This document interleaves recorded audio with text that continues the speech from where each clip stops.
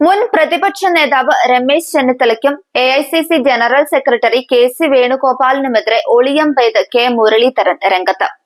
തിങ്കളാഴ്ച തൃശൂരിൽ നടന്ന എം.എ. ജോൺ പുരസ്കാര സമർപ്പണ വേദിയിലാണ് ഇരുവർക്കുമെതിരെ മുരളീധരൻ ആഞ്ഞടിച്ചത്.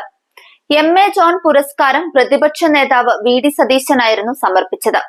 പുരസ്കാര സമർപ്പണത്തിനോടനുബന്ധിച്ച് നടത്തിയ പ്രസംഗത്തിൽ വി.ഡി. സതീശനെ പുകഴ്ത്തുന്നതിന്റെ മറപിടിച്ച് രമേശ് ചെന്നിത്തലയും കെ.സി വേണുഗോപാലും ഗുരുത്വദോഷികളാണെന്ന തരത്തിൽ ദ്വയാർത്ഥ പരാമർശങ്ങൾ നടത്തുകയായിരുന്നു കെ മുരളീധരൻ.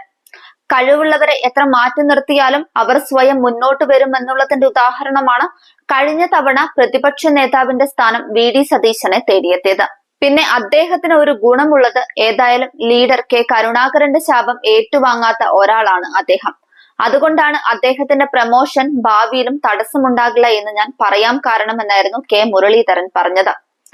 താൻ മികച്ച എം.എൽ.എക്കുള്ള അവാർഡ് കോഴിക്കോട്ട് നിന്നും കൊല്ലത്തു നിന്നും ഏറ്റുവാങ്ങിയിട്ടുണ്ടെന്നും ഇപ്പോൾ മൂന്നാമതാണ് കെ മുരളീധരന്റെ കയ്യിൽ നിന്നും അവാർഡ് ഏറ്റുവാങ്ങുന്നതെന്നും സതീശൻ ഇതിന് മറുപടിയായി പറഞ്ഞു.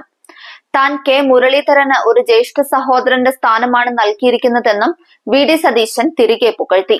കോൺഗ്രസിലെ പരിവർത്തനവാദി വിഭാഗത്തിന്റെ നേതാവായിരുന്ന എം.എ. ജോണിന്റെ പേരിൽ ഒരു സംഘടന ഏർപ്പെടുത്തിയ അവാർഡ് ദാന വേദിയിലായിരുന്നു ഈ പരാമർശങ്ങൾ. കെ മുരളീധരൻ നടത്തിയ രണ്ടു പരാമർശങ്ങളും രമേശ് ചെന്നിത്തലയ്ക്കും കെ.സി വേണുഗോപാലിനും എതിരെയാണെന്നാണ് വിലയിരുത്തപ്പെട്ടത്. കഴിഞ്ഞ തവണ രമേശ് ചെന്നിത്തലയ്ക്ക് ലഭിക്കേണ്ടിയിരുന്ന പ്രതിപക്ഷ നേതാവ് സ്ഥാനം വി.ഡി. സതീശന് നൽകുകയായിരുന്നുവെന്ന് അനുമാനിക്കുന്നവരുണ്ട്. കേരളത്തിൽ യു.ഡി.എഫ് ജയിച്ചാൽ മുഖ്യമന്ത്രി സ്ഥാനത്തേക്ക് വരാനായി രമേശ് ചെന്നിത്തലയും കെ.സി വേണുഗോപാലും നടത്തിക്കൊണ്ടിരിക്കുന്ന കരുനീക്കങ്ങൾക്ക് മുൻകൂറായി തടയിടുക എന്നതായിരുന്നു കെ മുരളീധരന്റെ ലക്ഷ്യമെന്ന് കരുതുന്നവരുമുണ്ട്.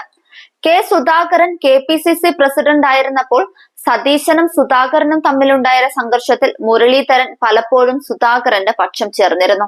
ഇപ്പോൾ സുധാകരൻ കളത്തിന് പുറത്തായ സാഹചര്യത്തിൽ പഴയ ശത്രുവായ രമേശ് ചെന്നിത്തലയ്ക്കെതിരായി വി.ഡി. സതീശനെ ഉപയോഗിക്കുക എന്നതാണ് കെ മുരളീധരന്റെ തന്ത്രമെന്നും രാഷ്ട്രീയ നിരീക്ഷകർ വിലയിരുത്തുന്നു.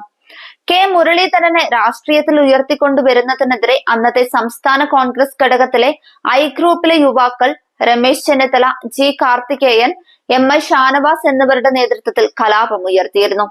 ഇന്ന് രാഹുൽ ഗാന്ധിയുടെ അടുത്ത ആളായി മാറി ദേശീയ നേതാവായ കെ.സി വേണുഗോപാൽ അന്ന് രമേശ് ചെന്നിത്തലയുടെ അനുയായിയായി തിരുത്തൽവാദികളുടെ ഗ്രൂപ്പിലായിരുന്നു.